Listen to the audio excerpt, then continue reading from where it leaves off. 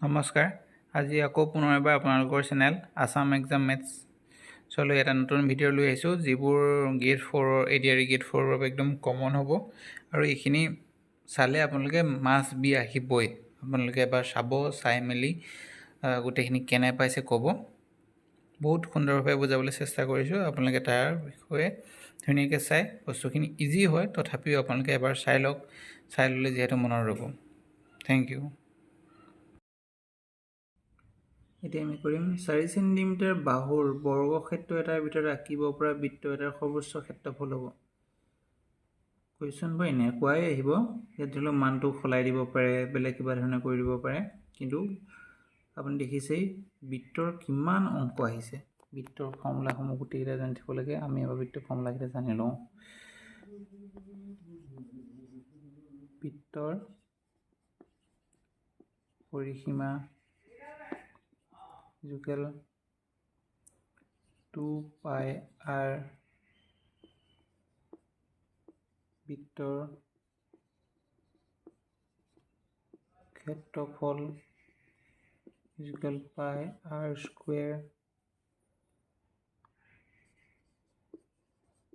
বৃত্তৰ আয়তন ভলিউম মানে 4/3πr³।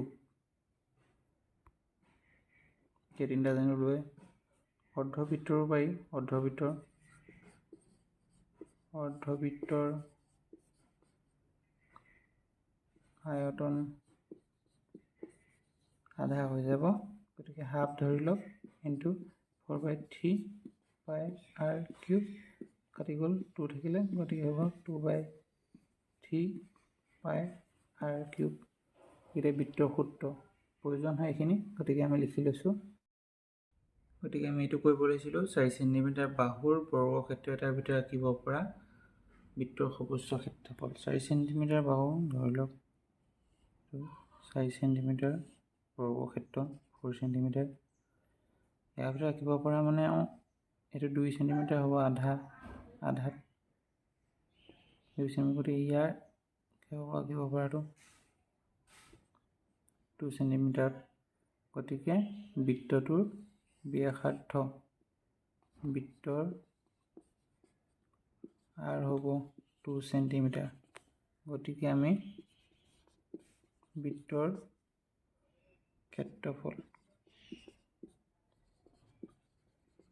ক্ষেত্ৰফল easily উলিয়াব পাৰিম।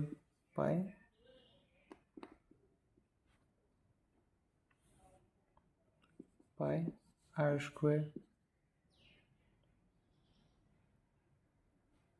আমি যদি বহাই দিওঁ π² সমান 4π হ'ব।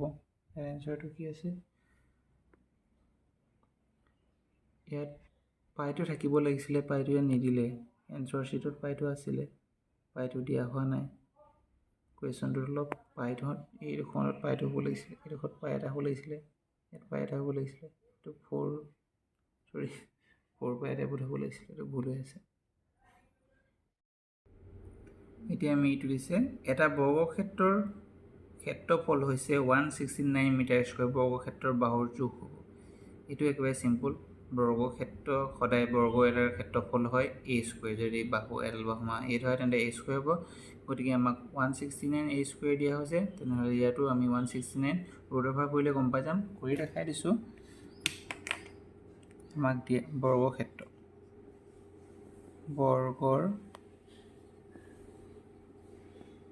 ক্ষেত্ৰফল সদায় a²। a হ'ল বাহু, গতিকে আমাক দিয়া আছে বৰ্গৰ ক্ষেত্ৰফল 169 মিটাৰ দিয়া আছে, মিটাৰ²। গতিকে a² হ'ল 169, গতিকে root over 169 equal metre equal a। গতিকে আমি 169 মানে আমি জানো 13 মিটাৰ ইকুৱেল a। গতিকে আমাৰ বাহুডাল হ'ব a। আমাৰ ইয়াৰ এনচাৰ হ'ব 30 মিটাৰ। এইখিনি একেবাৰে চিম্পল, আপোনালোকে দেখিলেই জানিব পাৰিব। এইবাৰ চাওঁ আমি এইটো এটা আয়তক্ষেত্ৰৰ পৰিসীমা 34 সেন্টিমিটাৰ আৰু ইয়াৰ দৈৰ্ঘ্যৰ মাপ প্ৰস্থ মাপটো 7 সেন্টিমিটাৰ অধিক। মানে ইয়াত দিছে এটা আয়তক্ষেত্ৰৰ পৰিসীমা 34 সেন্টিমিটাৰ, পৰিসীমাটো আয়তখনৰ পৰিসীমাটো 34 সেন্টিমিটাৰ আৰু ইয়াৰ দৈৰ্ঘ্যৰ মাপ প্ৰস্থৰ মাপতকৈ 7 সেন্টিমিটাৰ অধিক। আয়তক্ষেত্ৰটোৰ ক্ষেত্ৰফল হৈছে, আয়তক্ষেত্ৰটোৰ ক্ষেত্ৰফল আমি উলিয়াব লাগে এতিয়া। গতিকে আমি ইয়াৰ প্ৰথমতে আয়তক্ষেত্ৰৰ পৰিসীমাৰ ওপৰত ভিত্তি কৰি এল আৰু এইচ মান উলিয়াই ল'ম। এতিয়া এয়া আমাক দিছে, আমি প্ৰথমতে জানো আয়তৰ পৰিসীমা। আয়তৰ পৰিসীমা সদায় হয় আয়তৰ পৰিসীমা 2L লেন্থ প্লাছ ব্ৰেথ। আয়তক্ষেত্ৰটো এইটো আয়তক্ষেত্ৰ। ইয়াত যদি এল বুলি ধৰা হয়, এডাল আমি বি বুলি ধৰোঁ। প্ৰস্থ এল দৈৰ্ঘ্য, এডাল প্ৰস্থ। গতিকে এনেকুৱা এডাল আছে, এনেকুৱা এডাল আছে আৰু এনেকুৱা এডাল আছে, এনেকুৱা আছে। গতিকে ইমান হ'ব। ইয়াত আমাক দিয়া আছে 2, ইয়াত আমাক ইয়াৰ মানটো দি থৈছে ইজুকেল 34 আমাৰটো দি আছে। গতিকে আমি উলিয়াব পাৰিম ইয়াৰ মানটো L plus P equal 34 divided by 2। L plus P equal 17 আমি এইটো পালোঁ। এতিয়া বাকীকেইটা চাম। বাকী কোন দিছে ইয়াৰ দৈৰ্ঘ্য মাপ প্ৰস্থ মাপতকৈ 7 সেন্টিমিটাৰ অধিক। আমি যদি ইয়াৰ দৈৰ্ঘ্য এল ধৰি থৈছোঁ, ইয়াৰ দৈৰ্ঘ্য এল ধৰি থৈছোঁ, গতিকে বি মানটো কৈছে এল মাইনাছ 7 হ'ব। বিৰ মানটো কৈছে দৈৰ্ঘ্যতকৈ 7 সেন্টিমিটাৰ অধিক কৈছে, গতিকে 7 সেন্টিমিটাৰ কম হ'ব বিৰ মানটো। নাইবা আপুনি এইটো ইয়াত প্লাছ কৰি দেখাব পাৰে, এনেকৈ দিছোঁ, নাইবা আপুনি এনেকৈ লিখিবও পাৰে। এলৰ মানটো হ'ব পি প্লাছ 7 আৰু এইটো হ'ব পি। গতিকে আমি এই মানটো এইটো আৰু এইটো ইয়াত পাতি দিম। এলৰ মানটো পাতি দিম পি প্লাছ 7, 7 সেন্টিমিটাৰ অধিক, গতিকে আৰু বিৰ মানটো হ'ব পি 17, দুটা বি টুৱাইছ বি, 7 মাইনাছ হ'ল 17 minus 7 twice b equal 10, b equal হ'ব 5 ডিভাইড হৈ গ'ল এইটোতো 10/2 ইকুৱেল 5। এইটো হৈ গ'ল, আমি বি মান 5 পাই গ'লোঁ। বি মান পালোঁ আমি 5, গতিকে এলৰ মান হ'ব 5 প্লাছ 7 12। গতিকে আমি দুটা মান পাই গ'লোঁ, এলৰ মান পাই গ'লোঁ 12, বি মান পাই গ'লোঁ 5। আমাক কুৱেশ্যনটোত আকৌ উলিয়াব দিছে আয়তক্ষেত্ৰৰ ক্ষেত্ৰফল। আয়তক্ষেত্ৰৰ ক্ষেত্ৰফল আমি জানো আয়তৰ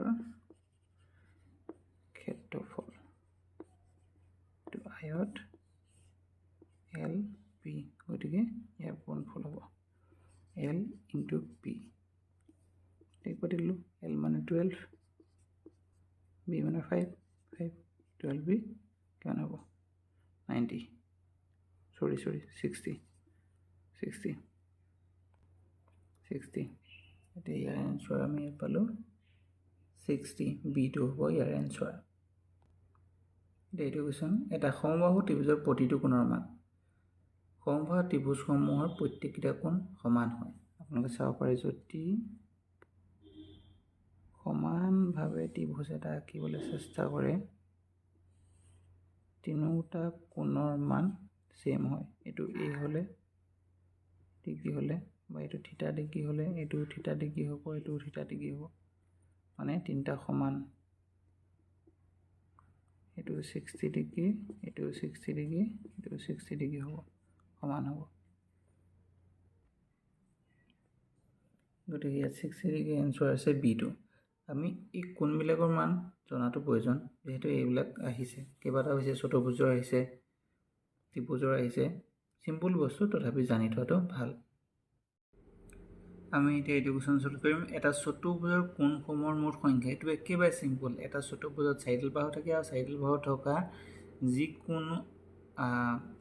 থকা যিকোনো আকৃতিয়ে হওক লাগিলে আয়তাকাৰ হওক বৰ্গ হওক তাৰ 360 ডিগ্ৰী হ'ব আপোনালোকে ভাবিব ইমান সহজ কুৱেশ্যনবোৰ আহেনে এইবোৰ কুৱেশ্যন এডিআৰইত হয় গতিকে আমি এডিআৰই পৰীক্ষাটো এনেকুৱা মানে আমি ভাবোঁ অলপ টান টাইপ হ'ব কিন্তু তাত ইমানেই ইজি বা চিম্পল বিলাক আহি যায় যিখিনি আমি অকণমান ভুলৰ বাবে বা অকণমান নচোৱাৰ বাবে আমি ভুল কৰি আহোঁ গতিকে আমি চিম্পল কুৱেশ্যনবিলাকেই কৰিবলৈ চেষ্টা কৰিম এতিয়া কৰিম এইটো 1 ঘনমিটাৰ 1 ঘনমিটাৰ আয়তনৰ ঘনকেইটাৰ পৰা 1 ঘন চেণ্টিমিটাৰ আয়তনৰ কিছুমান সৰু ঘনক সমানকৈ কাটি উলিওৱা হ'ল প্ৰাপ্ত সৰু ঘনকৰ সংখ্যা হৈছে সিম্পল কুৱেশ্যন তথাপি জানি থ'লে ভাল বহুতে পটককৈ ভুল কৰি দিব এটা আমি ইয়াত দিয়া আছে আমাক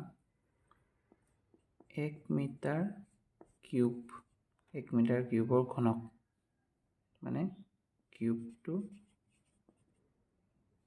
আয়তন ভলিউম হ'ল 1 মিটাৰ কিউব গতিকে ইয়াৰ পৰা আমাক উলিয়াব দিছে 1 চেণ্টিমিটাৰ হ'লে সৰুকৈ বেছ কৰিব দিছে গতিকে 1 চেণ্টিমিটাৰ মানে 1 চেণ্টিমিটাৰ আনিব দিছে আমি জানো 1 metre equal 100 centimetre 1 metre equal 100 centimetre গতিকে আমি 1 মিটাৰ ঠাইত চিম্পল 100 চেণ্টিমিটাৰ পাতি দিলোঁ কিউব কৰিলোঁ গতিকে কিউবত কিমান হ'ব সংখ্যা দুগুণ হৈ যায় মানে কিউবত সংখ্যা 3 গুণ হৈ যাব গতিকে 2টা শূন্য চিম্পল 6টা শূন্য হৈ যাব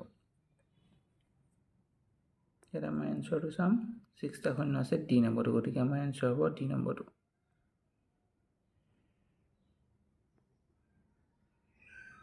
আমি চাম এজন মানুহে এক প্ৰদত্ত বিন্দুৰ পৰা সদায় 7 মিটাৰ দূৰত্ব বজাই ৰাখি এক নিৰ্দিষ্ট পথেৰে গতি কৰে কিন্তু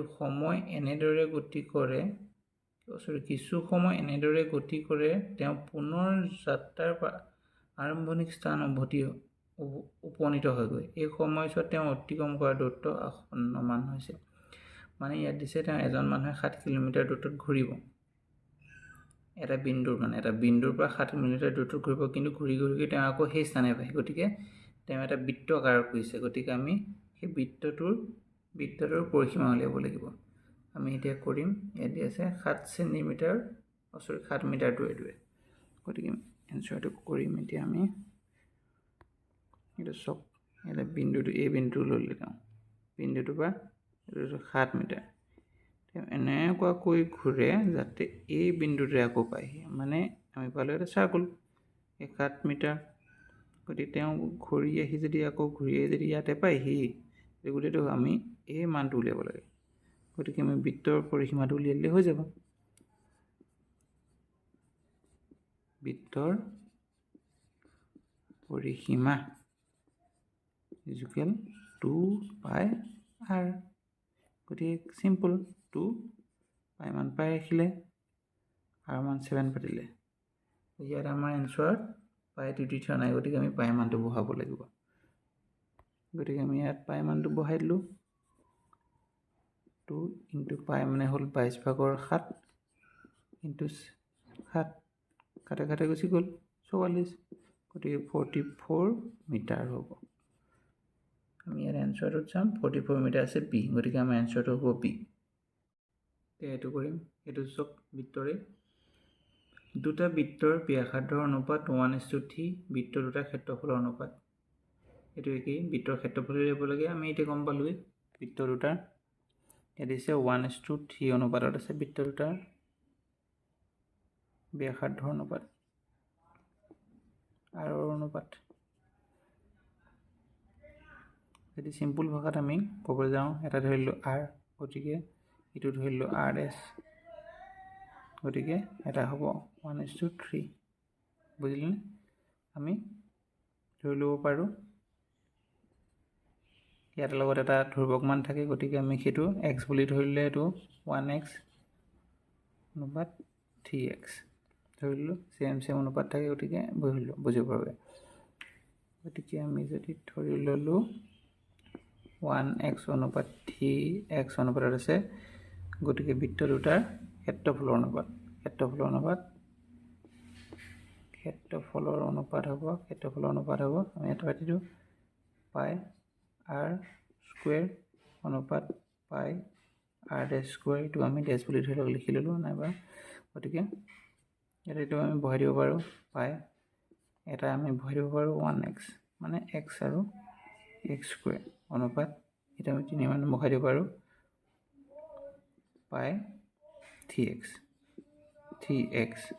স্কুৱেৰ, এইটো হ'ব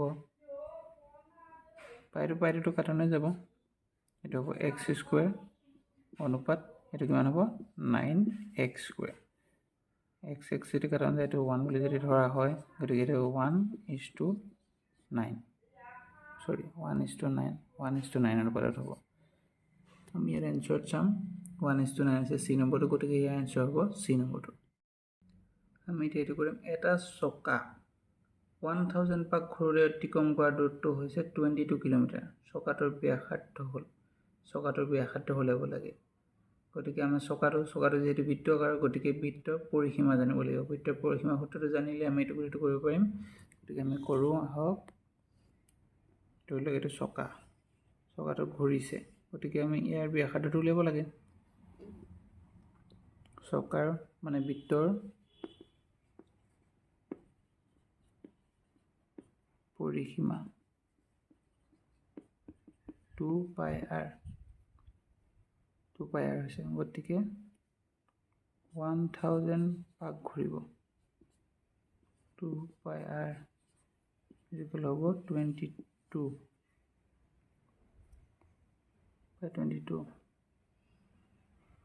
আৰু আমাৰ ইয়াৰ এনচাৰটো যিহেতু এনচাৰটো মিটাৰ দিছে, গতিকে আমি 22 মিটাৰলৈ লৈ আহিম।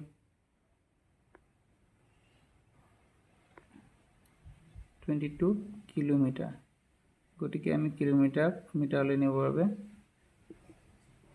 1000 × 2πr মিটাৰলৈ নিব লাগিব, 22 লগত 1000 এড কৰিব লাগিব, গতিকে হ'ব 22,000, বা আমি সেইটো 20,000 নালাগেই কৰিবলৈ, আমি 1000 × 1000 কাটি দিলোঁ, 2πr = 22,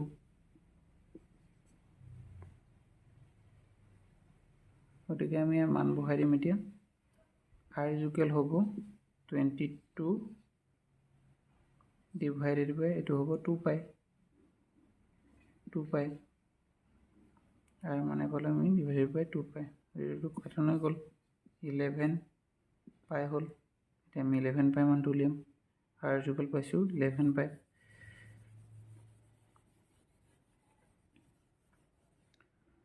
r 11 পাই পাই মানটো আমি বহাই দিওঁ 11, 22/7, আমি এইটো এনেকুৱা সংখ্যা পূৰণ কৰি জানো 11 ইনটু এইটো উল্টা হৈ যায় 7 ডিভাইডেড বাই 22 হৈ যায়।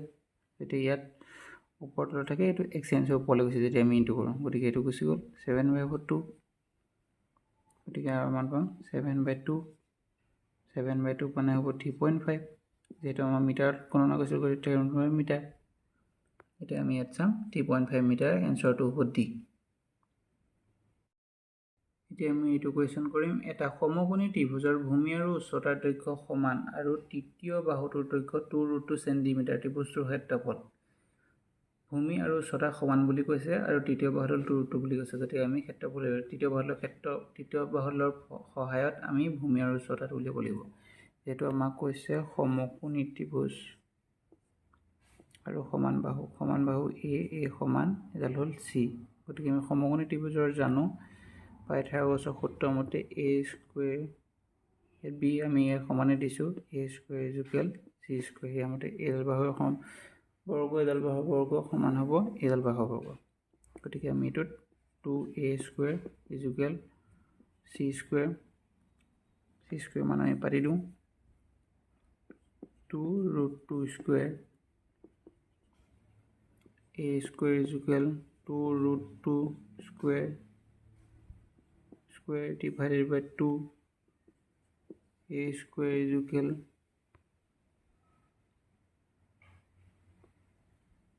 a square equal to root 2 square আমি এই দুইটো 2 ৰুট 2 স্কুৱেৰ বুলি পাতিব পাৰোঁ গতিকে আমি a স্কুৱেৰ ইকুৱেল পালোঁ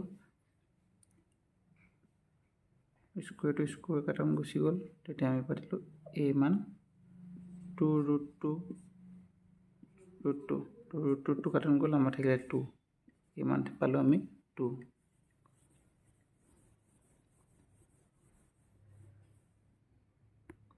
আৰু আমাৰ ইয়াত আছে ত্ৰিভুজৰ ক্ষেত্ৰফল ত্ৰিভুজৰ ক্ষেত্ৰফলৰ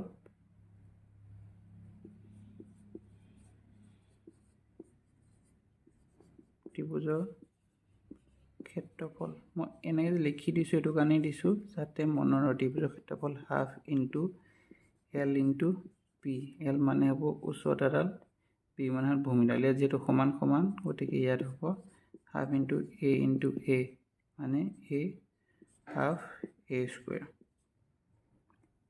আমি এ স্কুৱেৰ হেৰ পাতিম এই মানে আমি পাইছিলোঁ 2 মানে 2 পাই থৈছোঁ গতিকে 2 স্কুৱেৰ a ইকুৱেল টু 2/2 পালোঁ গতিকে আমি এইটো হ'ব ইকুৱেল 4 হাফ ইনটু 4 কাটন গ'ল 2 হ'ল গতিকে থাকিল 2 গতিকে আমি ত্ৰিভুজটোৰ বৰ্গক্ষেত্ৰ পালোঁ মান ত্ৰিভুজৰ ক্ষেত্ৰফলৰ মান পালোঁ 2 গতিকে ইয়াৰ এনচাৰ আছে 2 স্কুৱেৰ এইটো হ'ব ইয়াৰ এনচাৰ এতিয়া আমি কৰিম এইটো কুৱেশ্যন এটা সমবাহু ত্ৰিভুজৰ পৰিসীমা হৈছে 6 সেন্টিমিটাৰ আৰু ত্ৰিভুজটোৰ কালি হ'ল সমবাহু ত্ৰিভুজৰ পৰিসীমা দি আছে সমবাহু ত্ৰিভুজ মানে কি আৰু তিনিডাল বাহু সমান a হ'ব গতিকে তিনিডালৰ মান a প্লাছ a ইকুৱেল 6 গতিকে 28 a ইকুৱেল হ'ব 6 এডাল বাহুৰ মান হ'ব 2 গতিকে আমি এডাল বাহুৰ মান পালোঁ 2 গতিকে আমাৰ এইটোৰ প্ৰয়োজন হ'ব সমবাহুৰ ক্ষেত্ৰফল দিবলৈ সমবাহুৰ কালি ত্ৰিভুজৰ কালি সমবাহু ত্ৰিভুজটো দিব লাগিব নহ'লে কি বস্তু হ'ব কি হ'ব ন ত্ৰিভুজৰ কালি ইকুৱেল সূত্ৰ এটা আছে তাইক আমি নৰ্মেল ত্ৰিভুজৰ half into height into base normal ত্ৰিভুজৰ কিন্তু সমবাহু ত্ৰিভুজৰ ক্ষেত্ৰত হ'ব √3 ডিভাইডেড বাই 4 ইনটু যেহেতু গোটেইডাল বাহু সমান হয় গতিকে যিকোনো এডাল বাহু দিলে হ'ল বাহু স্কুৱেৰ হ'ব গতিকে আমি ইয়াত পাতি দিম √3/4 বাহু পালোঁ 2 স্কুৱেৰ √3/4 ইনটু 4 কাটন গ'ল থাকিল √3 গতিকে √3 ইয়াৰ হ'ব √3 সেন্টিমিটাৰ স্কুৱেৰ ত্ৰিভুজৰ আছে √3 সেন্টিমিটাৰ স্কুৱেৰ D নম্বৰটো গতিকে আমাৰ এনচাৰ হ'ব Dটো ধন্যবাদ আপোনালোকলৈ ভিডিঅ'টো একেবাৰে শেষলৈকে চোৱাৰ বাবে কেনেকুৱা পালে কি পালে বুজি পালে নে নাই সৰলভাৱে বুজাব পাৰিছোঁ নে নাই আপোনালোকে উপকৃত হৈছে নে তাৰ বিষয়ে কমেণ্ট কৰি জনাব লাইক কৰিব আৰু আপোনালোকৰ বন্ধু বান্ধৱৰ লগতে সকলোকে শ্বেয়াৰ কৰি দিব